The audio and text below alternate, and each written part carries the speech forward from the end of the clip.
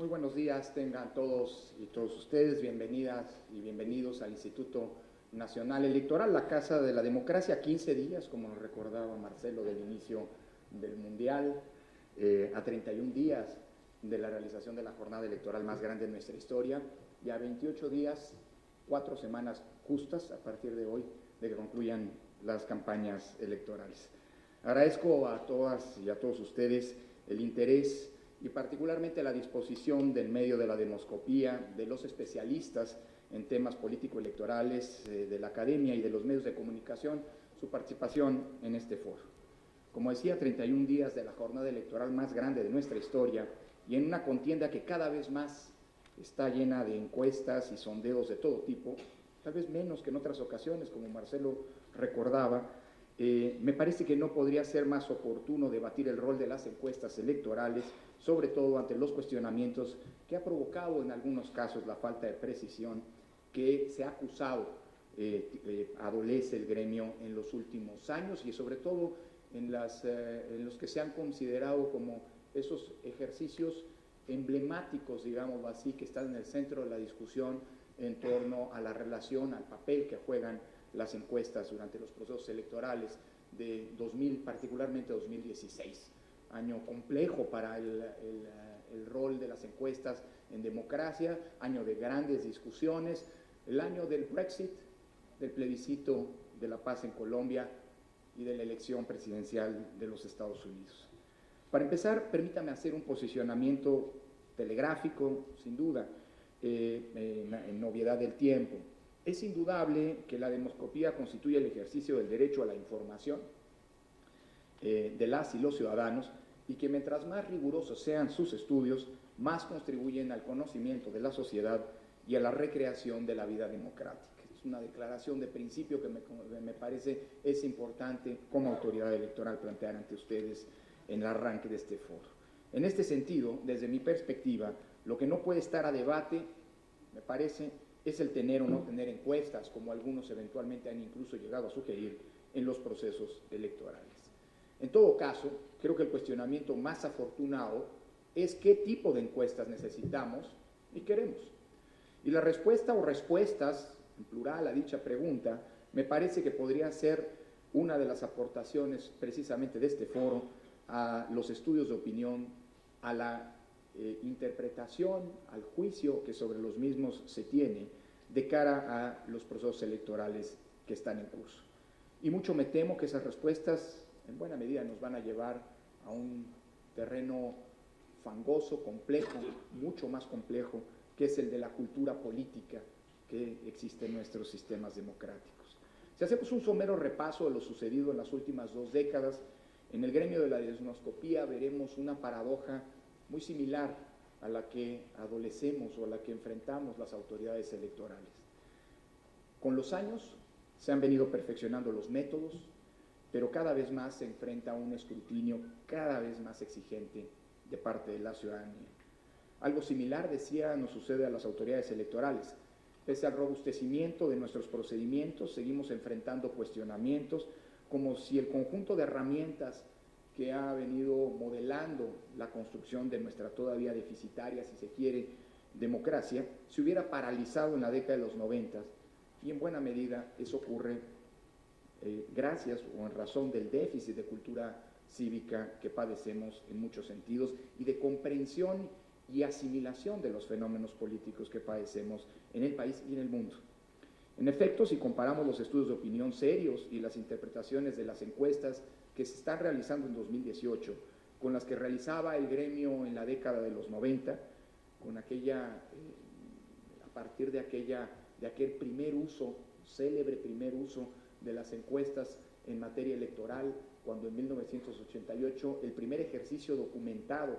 de demoscopía en materia electoral implicó o sustentó la declinación del entonces candidato Alberto Castillo en la contienda presidencial de aquel año. Es evidente que la profesionalización de las casas encuestadoras, la sofisticación de sus diseños muestrales y la sistematización estadística, así como la precisión en el lenguaje utilizado para difundir sus resultados, ha venido incrementándose. Para decirlo en una nuez, En los últimos 20 años el gremio demoscópico se ha fortalecido técnicamente y hoy es una industria sólida. Sin embargo, es una industria criticada un día sí y otro también. Si los resultados no son como lo esperan los clientes, por un lado, o los simpatizantes, o los patrocinadores, o quienes asumen que las encuestas no son como reiteradamente el gremio nos ha venido insistiendo y enseñando fotografías de un momento determinado, sino se interpretan como proyecciones o como predicciones indebidamente. Algo similar le ocurre al sistema electoral. Nadie puede negar que los procedimientos y herramientas normativas que hoy tenemos son mucho más sólidas que hace 20 años. El padrón electoral que acabamos de aprobar en el INE es uno de los más confiables del mundo y por mucho el más confiable de nuestra historia. La credencial para votar es un documento de identificación con estándares de calidad de nivel mundial y de seguridad de calidad mundial. La doble insaculación garantiza imparcialidad, brinda a los ciudadanos que integran las mesas de casilla un estatus de imparcialidad y de equidistancia respecto a los contendientes difícilmente igualado en otros sistemas electorales, la tinta indeleble, la seguridad de las boletas electorales, el funcionamiento del PREP, la precisión con la que operan los conteos rápidos realizados por las autoridades electorales, son hoy mucho más robustos que en los 90. Y por cierto, la fiscalización de los ingresos y gastos es simple y sencillamente la que se realiza en México, inédita a nivel mundial. Todas esas características de nuestro sistema electoral son reconocidas a nivel internacional, menos en México, pero a nivel internacional seguimos siendo como autoridad electoral, como sistema electoral un referente, e incluso por los competidores, más cuando no están en campaña. Cuando están en campaña, otros principios y otras premisas son las que suelen prevalecer. Durante el periodo electoral todo es cuestionable y todo cabe en el costal, parecería, de las estrategias electorales. Y sin embargo, hoy vivimos con un sistema mucho más robusto desde el punto de vista técnico y cualitativo. Lo mismo, insisto, que esta paradoja que adolece el gremio. Es por ello que pienso que la evolución del gremio demoscópico ha corrido la misma suerte de alguna manera que el perfeccionamiento en un sistema democrático. Hoy es más robusto, más profesionalizado, más transparente que antes, pero como esta evolución es paradójicamente asincrónica con la cultura política de nuestro país, lo que sigue predominando en muchos sentidos es la desconfianza. Estamos frente a una serie de desafíos como sociedades democráticas y particularmente en el tema de las encuestas que implican una medición cada vez más compleja. Las conversaciones con los especialistas en materia de demoscopía inmediatamente ponen, digamos, sobre la mesa el incremento, digamos, en la tasa de no respuesta, el incremento, pero eso es consustancial, digamos, a las contiendas intensas y características de sistemas plurales como el nuestro, la tasa de indecisos, y todo esto complica evidentemente los resultados que una encuesta públicamente tiene que arrojar. Vuelvo a insistir, lo que ocurrió en 2016 abrió una discusión muy intensa a nivel mundial respecto de qué es lo que estaba fallando en el retrato de la realidad que suponen las encuestas.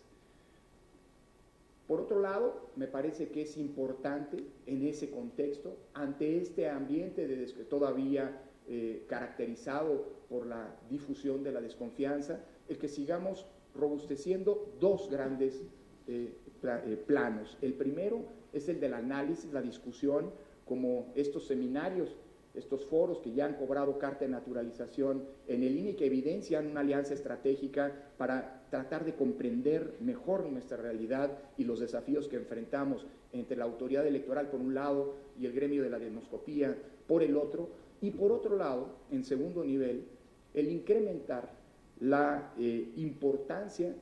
y los contextos de exigencia para que la seriedad cunda en la realización de las propias encuestas. Como ustedes saben, en México hay una normatividad que establece que antes de cada proceso electoral, la Autoridad Electoral Nacional, el INE, tiene que emitir una serie de criterios metodológicos que son consensuados y retroalimentados con la industria de la demoscopía y que resultan vinculantes para todas aquellas encuestas que sean publicadas durante los procesos electorales, por un lado. Y por el otro lado, la obligatoriedad a que toda encuesta publicada tenga que registrarse y tenga que informarse en términos no solo de su metodología, sino también de la información que sustentó a los estudios ante la autoridad electoral. En este proceso electoral, menos que en otras ocasiones, debo señalarlo, pero también en este proceso electoral, el Consejo General del INE ha impuesto ya sanciones a quienes no se han apegado a los mandamientos de la legislación. Una legislación, por cierto, que no ha sido sencillo construir, pero que ha sido el resultado de una retroalimentación y de una construcción conjunta entre el gremio de la demoscopía, las autoridades electorales y los legisladores. Atrás quedaron afortunadamente aquellas discusiones que fueron mi primer, por cierto, contacto como académico con el medio demoscópico, en donde legislaciones como las de Guerrero implicaban una sanción de tipo penal para aquellas encuestas que no coincidieran con los resultados electorales, aun cuando el periodo de veda entonces era de más de una semana. Hoy tenemos un periodo de veda luego de una demanda que venturosamente fue acogida por la legislación proveniente del gremio, de que la veda para la publicación de las encuestas fuera similar o igual a la veda para la realización de las campañas. Hoy eso ocurre. Me parece que eso es particularmente importante resaltarlo, porque es una manera también de premiar a los ejercicios metodológicamente bien hechos o, si se quiere, a los ejercicios serios de los que no lo son. Hasta aquí dejo mi reflexión para no abusar del tiempo. Concluyo deseándoles éxito en los trabajos y agradeciendo el interés de los participantes, al gremio de la demoscopía en especial. Le agradezco la incansable búsqueda de herramientas técnicas que contribuyan a explicar mejor nuestra realidad y a que las y los mexicanos podamos ejercer con ello nuestro derecho a la información. Al final del día, un voto libre implica un voto informado. Y aunque las fuentes de información de cara a la emisión de un voto tan complejo, pero tan importante como el que ocurrirá, el que nos involucrará a millones y millones de mexicanas y mexicanos dentro de 31 días, el contar con encuestas, con ejercicios demoscópicos serios, bien hechos y sobre todo apegados a la ley, constituye también una herramienta adicional para ejercer nuestro voto en libertad. Muchas gracias.